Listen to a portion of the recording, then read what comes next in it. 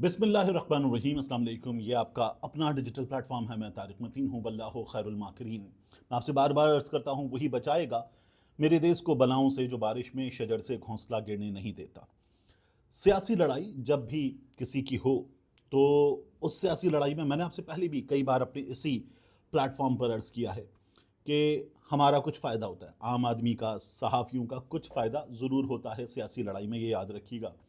पोल खुलते हैं और कई बार हमें पता चलता है कि हमारा बुरा करने वाले किस तरह से वारदातें अंजाम देते हैं। अब की बार भी एक सियासी लड़ाई हुई है, उसमें मेरा आपका फ़ायदा है। कुछ पोल खुले हैं अंदर के, अभी तफसील से मैं आपके सामने रखूंगा। हमारी सियासत में एक बार फिर साबित हो रहा है कि इमरान खान सियासी और गैर सियासी ताकतों के लिए एक मुसीबत बनकर आया। और इमरान खान के बारे में जो कठपुतली, सिलेक्टेड, लाडला, ये जो अल्फाज थे, ये जो अल्फाज हैं ये गलत साबित होते हैं। एक बार फिर मैं अभी आपके सामने तफसील से रखूंगा, लेकिन इन तमाम चीज़ों से पहले आपसे दरखास्त यह है कि इस खाकसार को, इस नाचीज़ को सब्सक्राइब कीजिए, लाइक कीजिए, कमेंट कीजिए और बेल आइकॉन प्रेस कर दीजिए। यही दरखास्त अलग न्यूज़ के हवाले से भी है। सब्सक्राइब कीजिए, लाइक कीजिए, कमेंट कीजिए। अब इस वीडियो के मौजूआत की बात देखिए। वीडियो में जो कुछ पोल खोलने वाली चीज़ें हैं वो आपके सामने रखने से पहले मैं एक और बारीक वारदात आपको बता दूं जो पाकिस्तान तहरीक इंसाफ के साथ हो रही है। पाकिस्तान तहरीक इंसाफ के लोगों के कागजात नामजदगी मुल्क भर में मुस्तरद करने के बाद अब क्या हो रहा है कि इन लोगों को मुसद्दिका फैसला नहीं दिया जा रहा, जिसकी बुनियाद पर ये जाएं और ट्राइब्यूनल्स में जाके कहें ये हमारे साथ हुआ है, इन बोगस बुनियादों पर हमारे कागजात नामजदगी मुस्तरद हुए हैं और अब हमें इंसाफ फराहम किया जाए, वो दिया ही नहीं जा रहा। अब आ जाइए सियासी लड़ाई की तरफ, जिसमें मेरा आपका, आम आदमी का, पाकिस्तान का फायदा होता है। लोग अपने पोल खोलते हैं। खैर लड़ाई होती है दो तरफा। कई दफ़ा लड़ाई इस हद तक होती है कि किसी एक फरीक की जो कमज़ोर होता है, नाराज़ी, उसमें भी पोल खुलते हैं।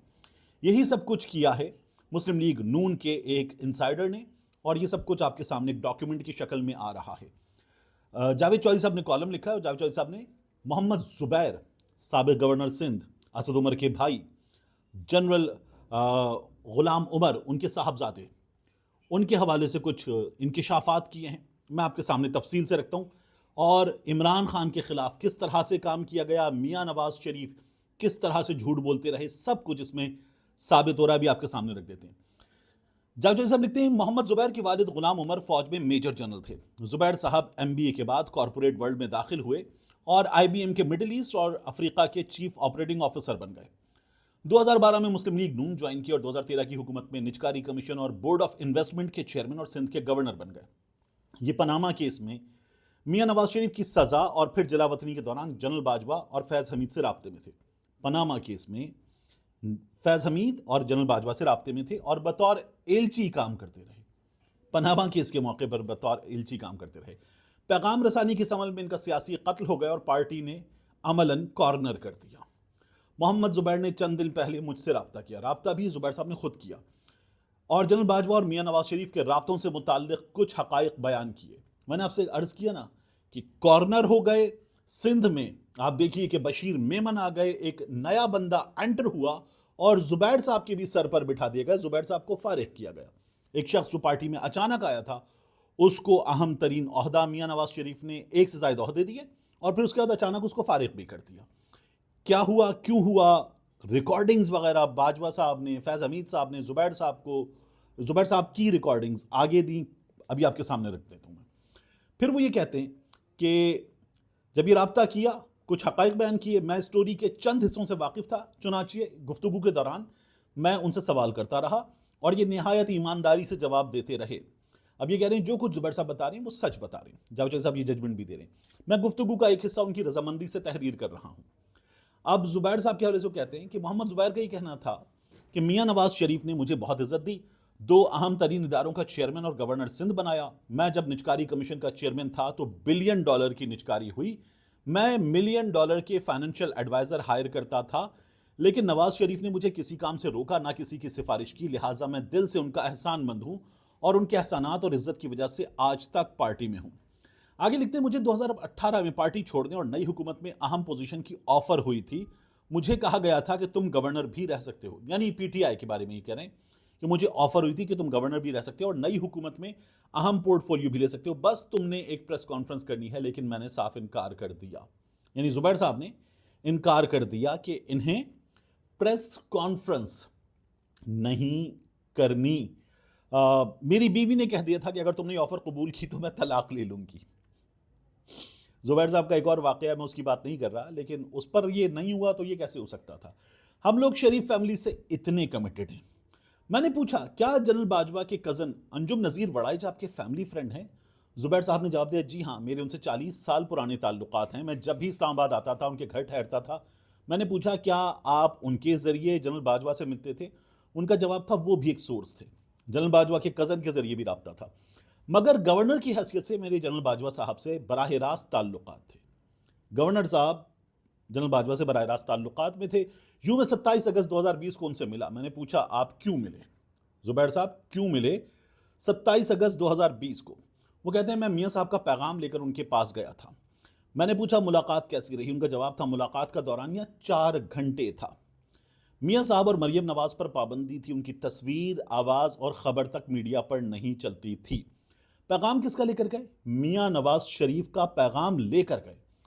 और कब गए? 27 अगस्त 2020 को।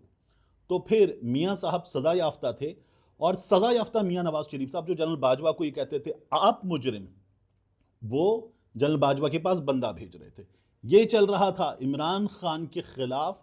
एक साबिक गवर्नर, एक पार्टी का बंदा जाकर मिल रहा था वजीर आजम के खिलाफ, और जाकर आर्मी चीफ से मिल रहा था। बाजवा साहब ये कर रहे थे। फिर वो ये कहते हैं कि मैंने जनरल बाजवा को समझाया कि रियासत ने शेख मुजीब से लेकर बेनज़ीर भुट्टो तक की पाबंदियां लगाकर देख ली, लेकिन क्या नतीजा निकला? सिर्फ मुल्क का नुकसान हुआ। इस बार भी इन पाबंदियों का सिर्फ मुल्क को नुकसान होगा। अब आगे बड़ा दिलचस्प जुमला है। जनरल बाजवा ने पूछा आप बताओ क्या मैं ज्यादा पॉपुलर हूं या मरियम नवाज? रऊफ कलास साहब, कुछ दीगर लोग ये बता चुके कई बार कि जनरल बाजवा साहब इस बात पे भी हैरान होते थे एंकर्स की तनख्वाहें इतनी, आप लोग इतने लाख तनख्वाह लेते, 15 लाख, 20 लाख, 25 लाख। बाजवा साहब बड़े हैरान होते थे, बड़े वो कहते हैं कि बड़ी उनको शौक लगता था कि कैसे इतने पैसे देते। अब बाजवा साहब पूछ रहे हैं मैं ज़्यादा पॉपुलर या मरियम नवाज? मैंने जवाब दिया ये फैसला आपकी रिटायरमेंट के बाद होगा कि बाजवा पॉपुलर या मरियम पॉपुलर। आप रिटायर होने के बाद लाहौर जाएं और दूसरी तरफ से मरियम नवाज आएं, फैसला हो जाएगा।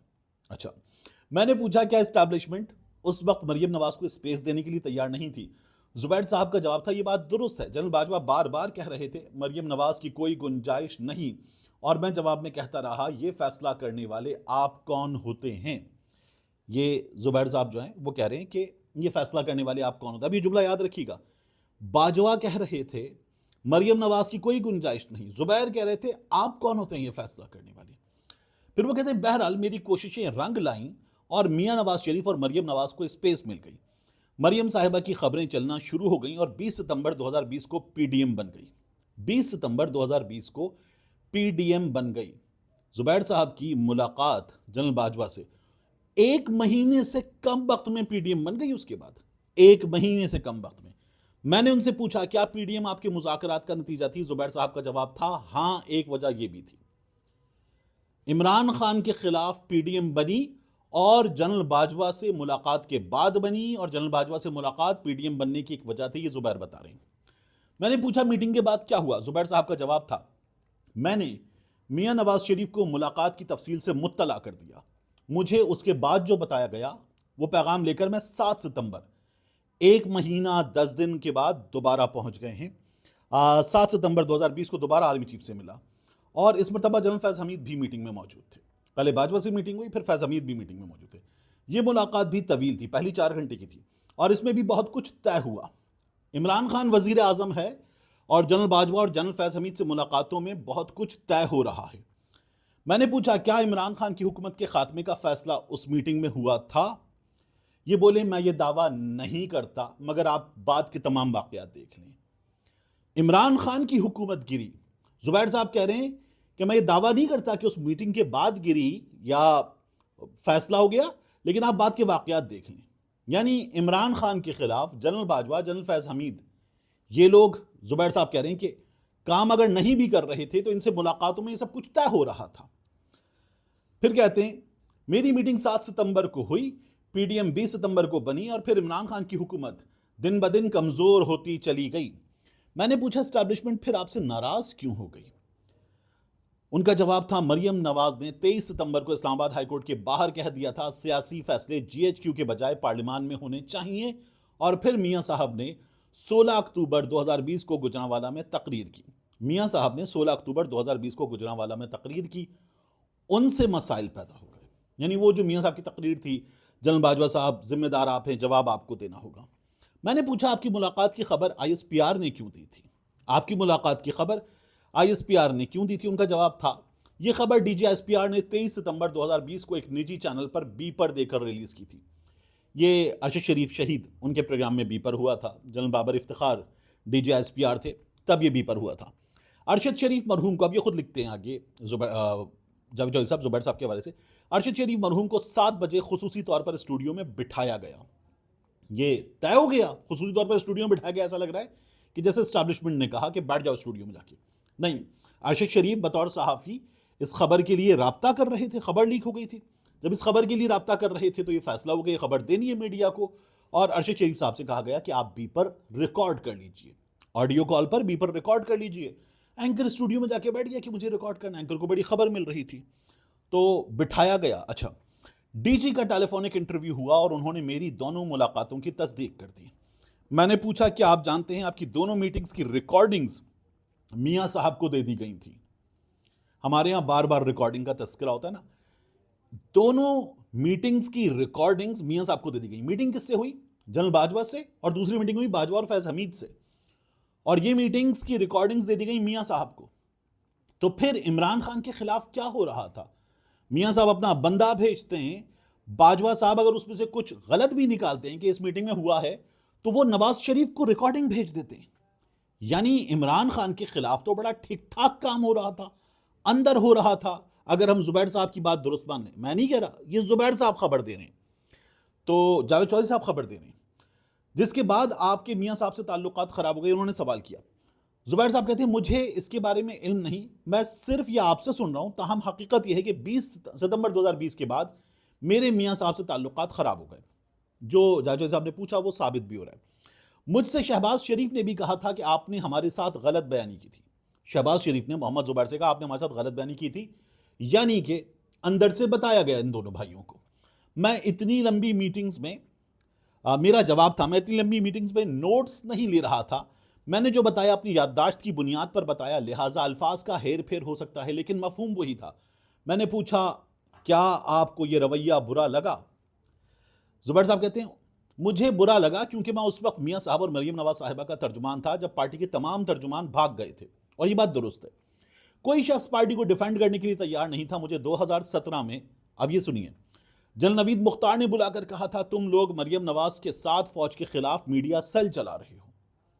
मरियम नवाज के साथ फौज के खिलाफ मीडिया सेल चला रहे हो। मैं उस वक्त गवर्नर था। यानी जनरल साहब ये कहते हैं कि तुम लोग मीडिया सेल चला रहे हो। मैंने उन्हें बताया, जनरल नवीद मुख्तार को, कि हमारी पार्टी के लोग टॉक शोज में जाते हैं, हम उसके लिए तैयारी करते हैं। होता यह है कि टॉक शोज में मांगा जाए नून लीग से, इन्होंने अपने अपनी कोऑर्डिनेटर बनाए हुए हैं कि हमें मेहमान दे दें। यानी काशिफ अब्बासी साहब कहें, काशिफ अब्बासी साहब को तो शो सबसे बड़े शोज में ना, हामिद मीर का, काशिफ अब्बासी का, नदीम मलिक का, कामरान खान साहब का, तो ये तो खुद बड़ा बंदा, उससे खुद रब्ता कर लेते हैं। उसके बाद जो टीयर 2 पे शोज आते हैं, तो टीयर 2 के शोज में बंदा रब्ता करे, यार हमें मेहमान दे दें, तो पार्टी कहती है अच्छा ये इधर जाएगा, ये इधर जाएगा। तो पार्टी का कोऑर्डिनेटर ये फैसले करता है पार्टी के बड़ों से पूछने के बाद। अब आगे जुबैर साहब कहते हैं, हमारी मीडिया सेल में फौज के खिलाफ कोई बयानिया नहीं बनता। मुझे उस वक्त भी तोड़ने की कोशिश की गई थी। असद उमर मेरा भाई है, ये पीटीआई में था। डॉक्टर आरिफ अलवी और अली जदी मेरे पुराने दोस्त हैं, हम इकट्ठे पले बढ़े। 2018 में जब तब्दीली आ रही थी तो तब्दीली लाने वालों और उन दोस्तों ने मुझे लंबी चौड़ी ऑफर्स दी, मगर मैंने माजरत कर ली। अक्टूबर 2021 में पेंडोरा पेपर्स आए, उनमें सागडार के बेटे अली डार का नाम था। पार्टी में कोई शख्स दिफा करने के लिए तैयार नहीं था, यह काम भी मैंने किया। जुबैर साहब को शिकायत यह कि मरियम का दिफा किया, मियां का दिफा किया, शहबाज का दिफा किया, अली डार का भी दिफा कर लिया। मियां साहब और मरियम साहिबा की गिरफ्तारी के बाद पार्टी के तमाम तर्जुमान गायब हो गए, मगर मैं मुसलसल बोलता रहा। मैंने आखिर पैगाम रसानी का वो काम भी किया जिसके नतीजे में मियां साहब भी नाराज हो गए और जनरल बाजवा ने भी। मुझे इन तमाम खिदमात का, और जनरल बाजवा भी नाराज हो गए, मुझे इन तमाम खिदमात का क्या फ़ायदा हुआ? जुबैर साहब ये पूछ रहे हैं। मैं कॉरपोरेट सेक्टर से आया था, मिलियंस में तनख्वाह लेता था और करोड़ों की मुराद थी, जबकि मैंने सियासत में मुफ्त में काम किया। मैंने गवर्नर तक की तनख्वाह नहीं ली थी। मरियम साहिबा की हर पेशी पर कराची से आता था और मोहतरमा के पहुंचने से पहले अदालत पहुंच जाता था। मोहतरमा के पहुंचने से पहले पहुंच जाता था। इतने नाराज हैं जुबैर साहब। क्यों? जुबैर साहब को एक सीनियर आदमी को होते हुए बशीर मेमन को फौरी तौर पे उठा के सबके सरों पे बिठा दिया मियां नवाज शरीफ साहब ने। तो ये नाराजी वाली बात यहां से भी साबित हो जाती है। फिर कहते हैं लेकिन जब पीडीएम की हुकूमत बनी तो काबीना में 83 लोग थे, सिर्फ मैं नहीं था। काबीना में 83 लोग थे, सिर्फ मैं नहीं था। मुझे इसका भी कोई मलाल नहीं। ये तमाम कहानी सुना रहे हैं और एक सहाफ़ी को बता चुके, उस पर भी कहते हैं मुझे इसका कोई मलाल नहीं। लेकिन मुल्क के बारे में मेरा एक नुक्ता नज़र है। मैं ये समझता हूं हम जब तक मईशत का खून चूसने वाले सरकारी इदारे फरोख्त नहीं करते, अब जुबैर साहब आ गए, हल क्या है इस पर आ गए। हम जब तक मईशत का खून चूसने वाले सरकारी इदारे फरोख्त नहीं करते, हम उस वक्त तक ये मुल्क नहीं चला सकेंगे। पीआईए का खसारा 120 अरब रुपए है। आगा खान फाउंडेशन मुल्क का जदीद तरीन अस्पताल बना रही है, उसकी लागत 60 अरब रुपए है, जबकि पीआईए 120 अरब रुपए फूंक देती है। क्या मुझे इस पर बात नहीं करनी चाहिए? निजकारी हमारे दौर में मुकम्मल होनी चाहिए थी, नहीं हो सकी। ये डार साहब पे हमला है और अगर ये अब भी नहीं होती तो फिर हम दलदल में धंसते जाएंगे। मैंने पूछा सियासत में आपका तजुर्बा कैसा रहा? यानी जुबैर साहब ये कंक्लूजन की तरफ अगर आ रहे हैं ना, तो जुबैर साहब को अपना स्पेस नून लीग में फारिग नजर आ रहा है। उनका जवाब था, कहा जाता है सियासत में पढ़े लिखे लोग नहीं आते। हम 3 आए थे। मुल्क का सबसे कामयाब सीईओ असद उमर, मैं भी आया और मिफ्ता इस्माइल भी। हमारे साथ क्या हुआ? हम तीनों सियासत से बाहर हैं, जबकि वो लोग जो पढ़ सकते हैं, लिख सकते हैं और ना बोल सकते हैं, वो सब तरक्की करते चले जा रहे हैं। यानी अब ये हमला फिर हो रहा है नवाज शरीफ पर, मरियम नवाज पर, शहबाज शरीफ पर, बशीर मेमन पर, बाकी लोगों पर। आप इससे सियासत के मुस्तकबिल का अंदाज़ा कर लीजिए। ये जुबैर साहब के शिकवों का कच्चा चट्टा है। साबित क्या हुआ? बाजवा साहब, फैज़ हमीद साहब मियां नवाज शरीफ साहब के इतने क्लोज थे, जब मियां नवाज शरीफ साहब उन पे हमले कर रहे थे तब भी, कि मियां नवाज शरीफ के भेजे हुए एलची की रिकॉर्डिंग मियां नवाज शरीफ को दी जा रही थी। इमरान खान इस सियासत में, जहां रिवायती सियासत हो रही है, 2 पार्टियां बारियां ले रही हैं, यहां पर ताकतवर सियासत करते हैं, ताकतवर अपनी मर्जी से हुकूमत गिराते चलाते हैं। इस सियासत में इमरान खान आया और वो जो, अगर आपने गुरु फिल्म देखी है ना, जिसमें आखिर में वो तकरीर करता है अभिषेक बच्चन, इंडिया का बिजनेस टाइकून, और वो कहता है कि हम टांग अड़ा देंगे, ये दरवाज़ा नहीं खुल रहा है, इस दरवाजे में अपनी टांग अड़ा दी हमने, हम टांग अड़ाएंगे, दरवाज़ा खोलेंगे, आगे जाएंगे, तरक्की का रास्ता बनाएंगे। वही इमरान खान ने किया। इमरान खान पर इस मुल्क की सियासत के रास्ते बंद हो रहे हैं, लेकिन इमरान खान ने इस मुल्क की सियासत में बंद होते हुए दरवाजे के दरमियान अपनी टांग अड़ा दी है। ये बहुत मजबूत टांग है। ये मजबूत टांग ये दरवाज़ा बंद नहीं होने दे रही। इमरान खान को सियासतदान उसकी टांग हटाकर बंद करके वापस निकालना चाहते हैं, लेकिन इमरान खान उन सियासतदानों के लिए, सियासी ताकतों के लिए, गैर सियासी ताकतों के लिए, तमाम लोगों के लिए एक मुसीबत बन गया है। और इमरान खान के साथ अवाम है, जिस तरह उस फिल्म में अभिषेक बच्चन जो बिजनेस टाइकून का किरदार निभा रहा था, उसके साथ उसके तमाम स्टेक होल्डर्स, उसके साथ तमाम शेयर होल्डर्स थे। ये मुल्क के तमाम शेयर होल्डर्स इमरान खान के साथ हैं और इमरान खान जो चाहता है वो करेगा, ये उसका आज़म है। अब देखना यह है कि उसकी टांग जो ताकत के साथ अड़ी हुई है, उसको इस मुल्क के तमाम शेयर होल्डर्स पीछे से धक्का देते हैं और दरवाज़ा पूरा खोलते हैं, या पीछे हट जाते हैं और इमरान खान भी बंद दरवाजे के पीछे आ जाता है। यह फैसला अभी होना बाकी है। मिलते हैं इंशाल्लाह आपसे अगली वीडियो में।